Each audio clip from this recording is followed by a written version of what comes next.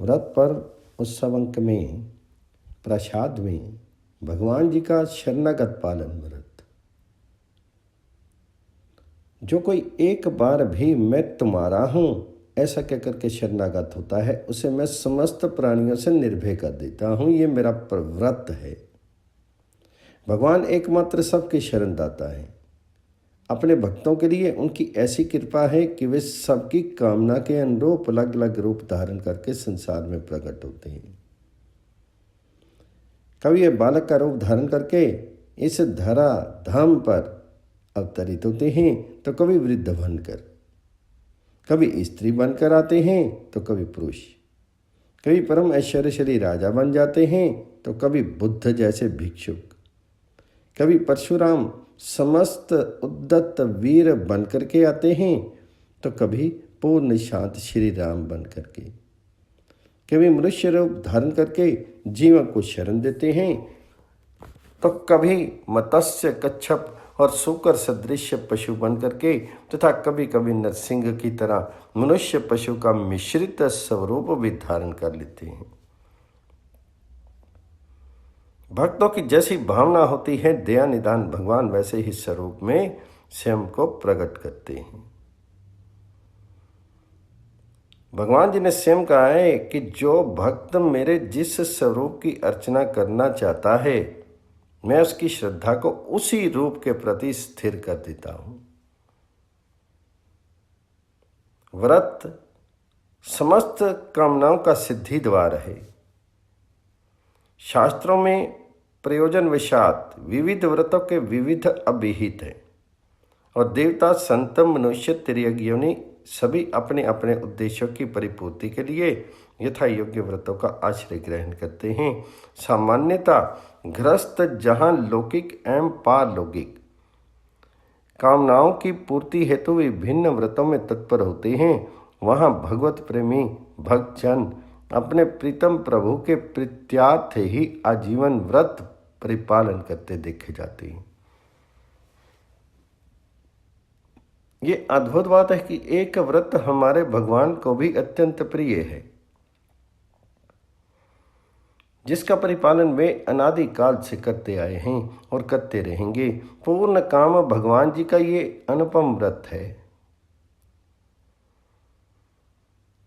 अपने शरणागत भक्तों का सरता परिपालन, जिसे उन्होंने शिक्षा स्वीकार किया है। भगवान भक्तवत्सल हैं, अपने दासों के लिए कुछ भी करने में उन्हें संकोच नहीं होता। जिसने एक बार भी अंतःकरण से द्रवित होकर के उन्हें पुकार लगा दी, बस भगवान को वहां पहुंचते क्षण भर भी नहीं लगता। गजराज की करुण प्रार्थना हो, द्रौपदी की दीन याचना हो, अथवा अज्ञानतापूर्वक अजामिल द्वारा लगाई गई पुकार ही क्यों ना हो, भगवान ने सदा आप अपने शरणागतों की रक्षा की है। अपने व्रत के प्रति उनकी प्रतिबद्धता ऐसी है कि सर्वतंत्र स्वतंत्र होकर भी वे भक्तों के सुख के लिए, साधारण मनुष्य के लिए समस्त प्रकार के संकट सहर्ष स्वीकार कर लेते हैं। राम भगत हिर नर तनुधारी, सही संकट किए साधु सुखारी।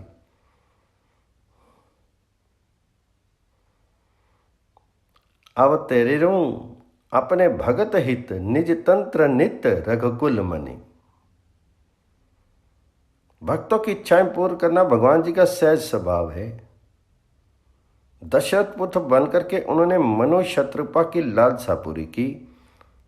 रावण से संत्रस्त पृथ्वी तथा देवताओं की पीड़ा को दूर किया।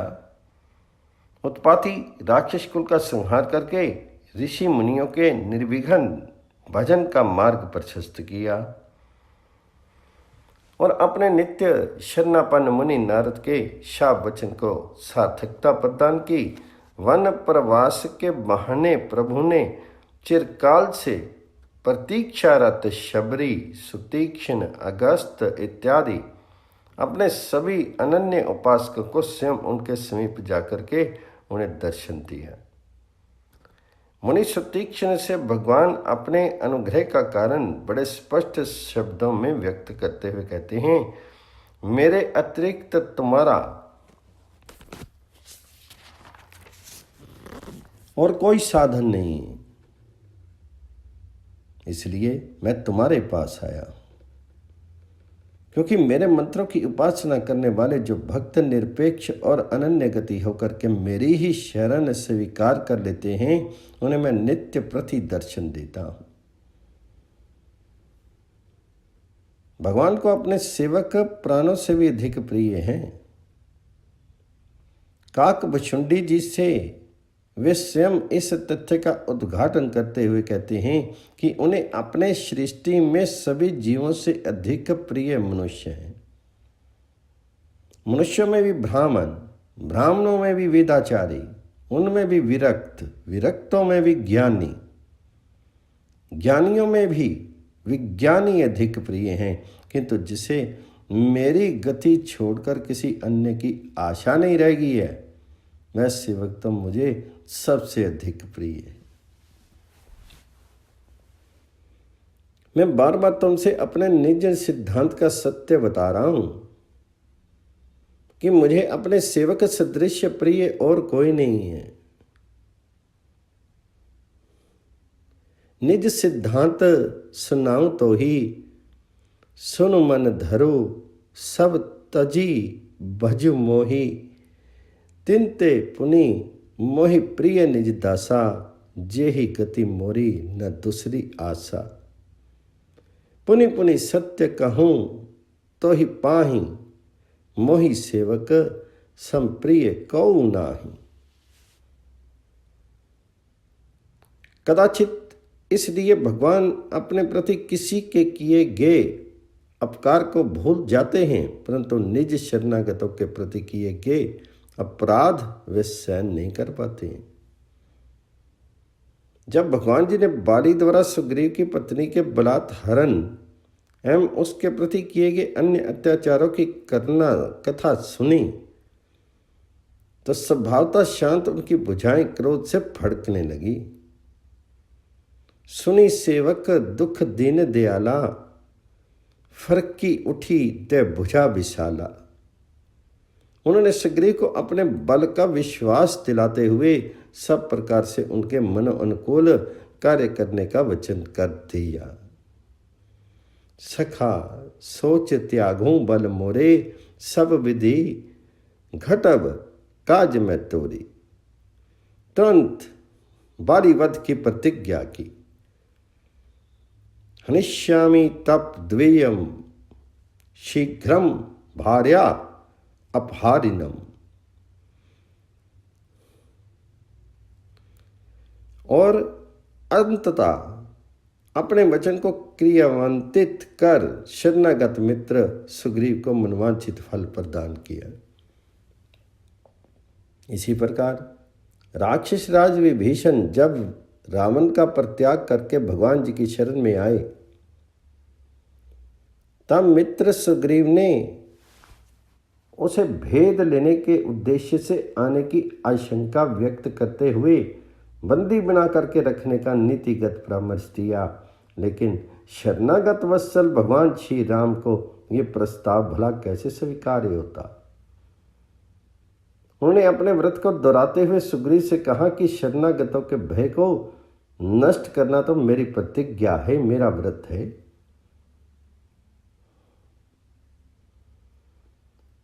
मम पन शरणागत भयहारी।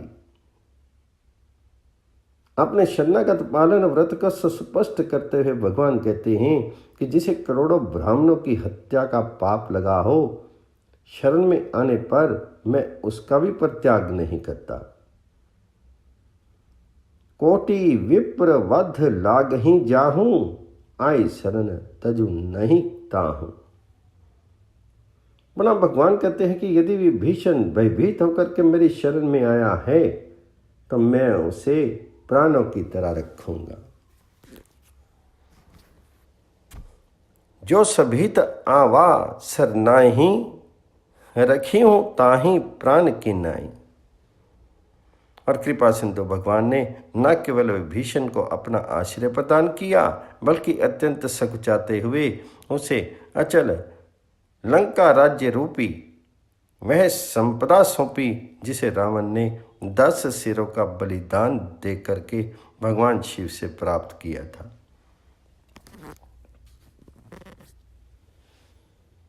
जो जो संपत्ति शिव राम नहीं दीनी दिए 10 मात, सोई संपदा विभीषणी सकुची दीनी रघुनाथ। देवता या राक्षस, मनुष्य या पशु पक्षी, जिसने जब भी भगवान जी की शरण ली उसे उन्होंने कभी निराश नहीं किया। जिसने उन्हें सच्चे मन से जहां चाहा वहीं पा लिया और जो एक बार उनका आश्रय पा लिया उसकी सारी जिम्मेदारियां वहन वे स्वयं करने लगते हैं। योग क्षेमम वहाम्यहम।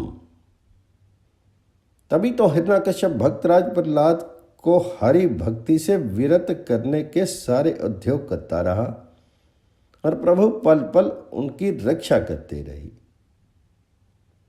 इसलिए भगवान अर्जुन से अपने शरणागत वत्सल्य व्रत को बताते हुए दृढ़तापूर्वक कहते हैं, भगवान अपने शरणागत पालन व्रत की प्रतिज्ञा को दोहराते हुए घोषणा करते हैं कि मुझ में मन वाला हो, मेरा भक्त हो, मेरी पूजा करने वाला हो और मुझको ही नमस्कार कर, इससे तू निसंदेह मुझे ही प्राप्त होगा। ये मैं तुझसे सत्य प्रतिज्ञा करता हूं। सचमुच भगवान जी के समान कृपालु और दृढ़वती तो स्वयं भगवान ही हो सकते हैं,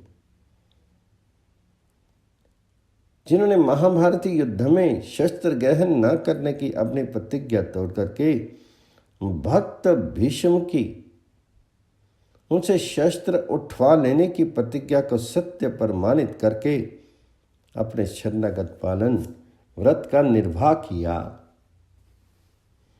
भगवत भक्त भीष्म भगवान जी की इस अपूर्व कृपा का स्मरण करके कृतकृत्यता का अनुभव करते हैं और उनके ही चरणों में अपनी प्रीति की कामना व्यक्त करते हैं। शरणागत को सद्गति देने वाले ऐसे अटल व्रतधारी भगवान से हमारी विनती है कि वे अपने चरणों में हमें भी शरण प्रदान करें और हम दीन शरणागतों पर अपनी कृपा दृष्टि सदा बनाए रखें। व्रत पर उत्सव अंक में अंग अंग के उत्सव श्री कृष्ण। उत्सव का आनंद तो उत्सव के उत्स श्री कृष्ण के रसिक जनों से पूछो। इनके उत्सव किसी दिवस या तिथि विशेष पर संपन्न होकर के समाप्त नहीं हो जाते और ना ही पुनरावृत्ति के लिए अगले वर्ष की प्रतीक्षा करते हैं। इनके तो अंग अंग जब देखो तब कोई ना कोई पर्व, कुछ ना कुछ उत्सव मना रहे होते हैं। नयन, करण, नासिका, रसना और त्वचा सभी के अपने अपने उत्सव हैं। पहला है नयन उत्सव। गोपियों का नयन उत्सव होता जब दिव्य दर्शन श्री कृष्णकांत ब्रज की वीथियों में गिरिराज या जमुना जी की ओर आते जाते देख जाते। इनके सदा पिपासु नेत्र उनके राशि राशि रूप सौंदर्य का पान कर अपनी चिर पिपासा का शमन करते। इससे अधिक उल्लास पर्व इनके नयनों के लिए और क्या हो सकता था।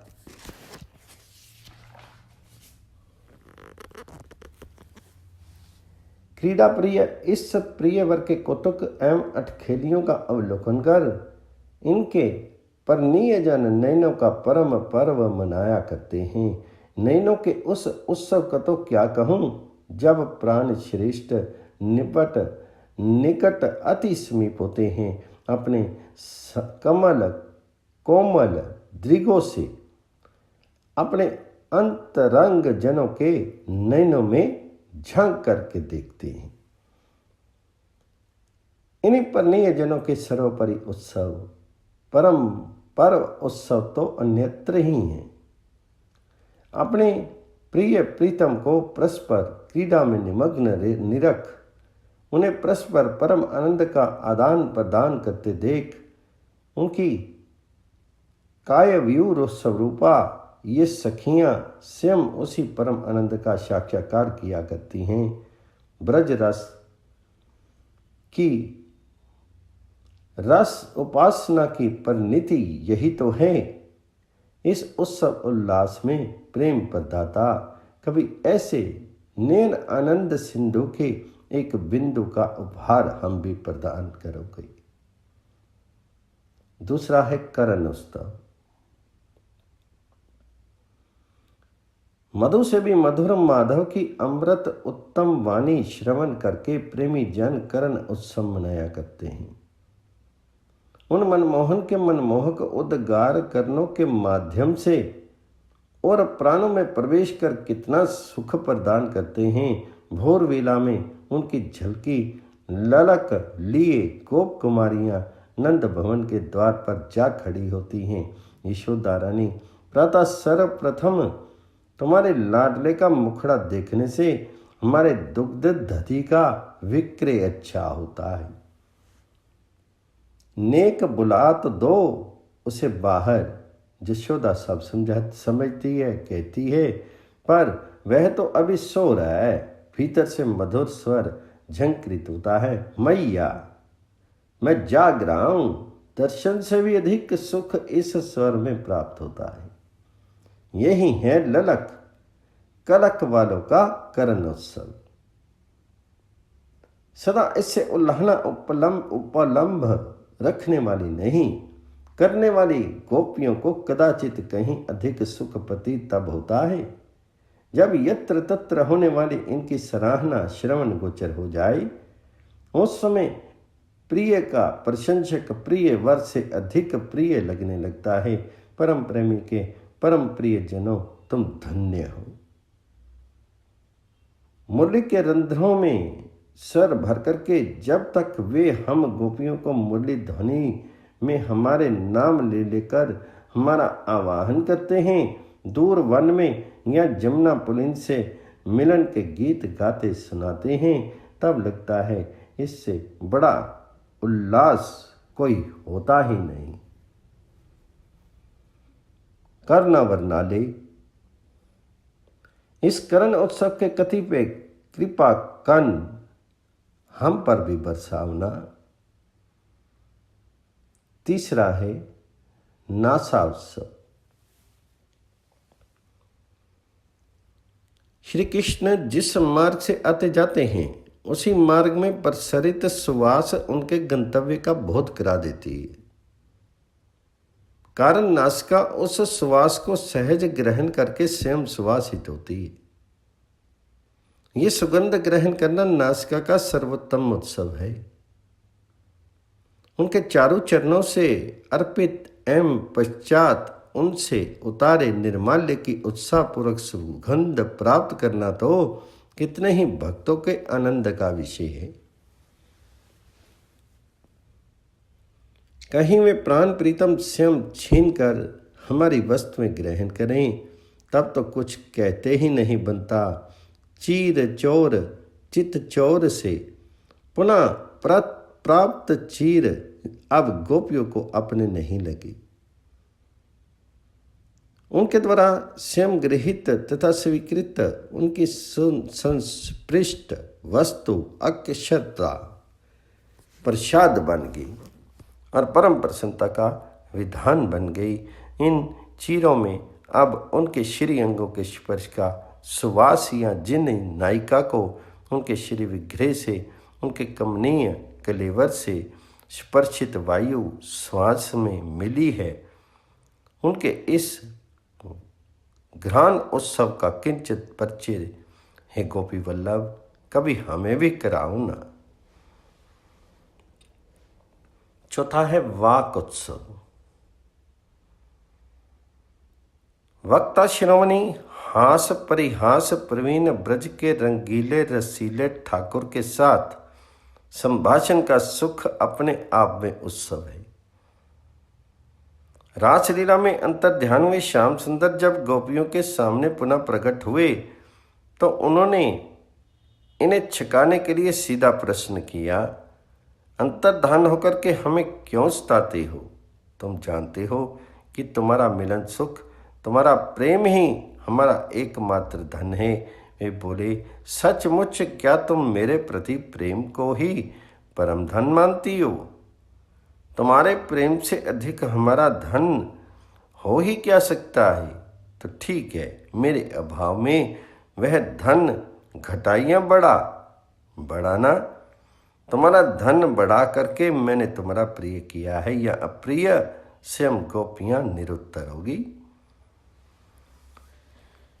सामने सराहना करने में संकोची श्री राधा ने जब एक बार कहा कि श्याम सुंदर, सारा संसार ही तो तुम्हें चाहता सराहता है, तो वे बोले, वही मैं तुम्हें तो कौन अधिक हुआ? भौरी किशोरी ने नैनों में मुस्कुरा करके तनिक इन्हें निहार करके इनके पाद पद्मों पर अपने कोमल कर रख दिए। वमितम मधुरम, उनके श्रीमुख से अनायास अकस्मात निसृत उनके उद्गार बड़े प्रफुल्लित करने वाले होते हैं। फ्रांसीसी संत लॉरेंस कहते थे कि परमात्मा के साथ मानसिक संभाषण उनकी प्राप्ति का सुनिश्चित साधन है। काश हम भी इस सुख के पात्र मात्र कभी बन जाए। पांचवा है स्पर्शोत्सव। यो तो प्राण प्रीतम का दर्शन, उनका स्वर श्रवण, उनका सुवास, उनका संभाषण सभी परम पर्व उत्सव हैं, पर सबकी परिणति, सबका प्रकर्ष तो उनके श्री अंग संग में ही है। वे कंठ से लगा लें, हृदय से लगा लें तो सब पर्व सब उत्सव सम्मिलित हो जाते हैं इस एक उत्सव में। ये प्राप्त हो जाने पर तो नित्य उत्सव हैं, नित्य नव उत्सव हैं। गोपियाँ हों या गौरांग देव, मीरा जी हों या अंडाल, भले ही हाल ही के उनके प्रेमी प्रियजन हों, सब उनके नित्य निज धाम में सतत उत्सव मना रहे हैं। ऐसे उत्सव की पात्रता कभी भी प्रदान कर दो। हमारे उत्सवों के उत्सव हमारे हृदय के स्वामी, हमारा अमर जीवन उत्सव में हो जाए।